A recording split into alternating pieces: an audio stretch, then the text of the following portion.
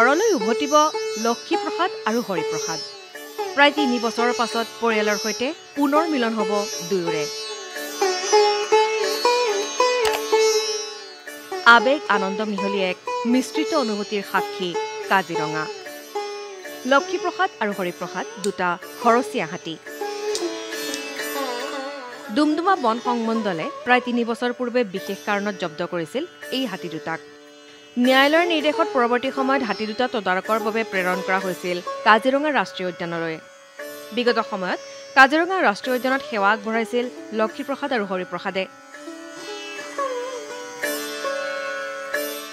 উদ্যানৰ হাতী চাফাৰীৰ লগতে কাজিৰঙাৰ সুৰক্ষাতো বিশেষ অৰিহণা আগবঢ়াইছিল হাতী দুটাই। কিন্তু এতিয়া অৰুণাচলৰ নিজ গৃহলৈ উভতি যাব লক্ষীপ্ৰসাদ আৰু হৰিপ্ৰসাদ। হাতী দুটাৰ গৰাকী সঞ্জিত পমঙে ন্যায়ালয়ৰ নিৰ্দেশত হাতী দুটা চমজি ল'বলৈ কাজিৰঙাত উপস্থিত হৈছে। মোৰ নাম সঞ্জিত পমং। এতিয়া মই মানে হাতীটো অৰুণাচল যাব হ'লেদি কোৰ্টত প্ৰডিউচ কৰিব লাগিব আৰু তিনিচুকীয়া কোৰ্টৰ অৰ্ডাৰ মতে মানে মই হাতীটো ৰিলিজ কৰিছোঁ।